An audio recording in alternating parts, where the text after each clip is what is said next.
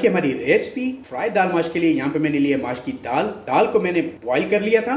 ये तकरीबन 95% मैंने बॉईल कर लिया। इसके लिए मैंने लिया है जी टमाटरों का पेस्ट। इसमें हम शामिल करेंगे सब्ज कटी हुई हरी मिर्च और इसमें हम शामिल करेंगे जी 1 कप दही। तो चलिए शुरू करते हैं। यहाँ पे कढ़ाई मैंने चूल्हे पर रख दी है। इसके अंदर मैंने डाल दिया है कुकिंग ऑयल। कुकिंग ऑयल हो चुका है हमारा गर्म। सबसे पहले हम इसके अंदर हरी मिर्च डालेंगे। इसको 4 से 5 सेकंड हम कर लेंगे फ्राई। 4 से 5 सेकंड फ्राई करने के बाद हमने यहाँ पे लिया था टमाटरों का पेस्ट, वो इसके अंदर शामिल कर देंगे। टमाटरों के पेस्ट को हम अच्छे से कर लेंगे फ्राई।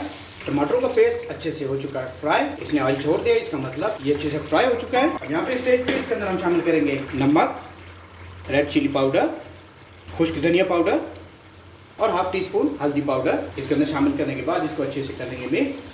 7 से 8 सेकंड हमने इसको फ्राई कर लिया है। हमारे तमाम स्पाइसेस इसके अंदर अच्छे से हो चुके हैं फ्राई। अब यहाँ पे मैंने दाल माश जो उबाल के रखी थी वो इसके अंदर यहाँ पे शामिल कर देंगे। शामिल करने के बाद इसको भी कर लेंगे मिक्स। दाल अच्छे से मिक्स हो चुकी है। इसके हमने 3 से 4 मिनट कर लेनी है भुनाई। 3 से 4 मिनट अच्छे से भुनाई करने के बाद यहाँ पे मैंने जो दही रखा था, दही इसके अंदर शामिल कर देंगे। दही शामिल करने के बाद इसकी फिर से हम भुनाई करेंगे। दही डालने के बाद उसकी भुनाई भी हो चुकी है कंप्लीट। अब यहाँ पे सबसे आखिर में मैंने लिया है गरम मसाला पाउडर, वो इसके अंदर थोड़ा सा शामिल कर देंगे और इसके अंदर हम शामिल कर देंगे सब्ज कटा हुआ धनिया। आज की हमारी रेसिपी फ्राई दाल माश हो चुकी है तैयार। अब मैं आपको डिश आउट करके दिखाता हूँ।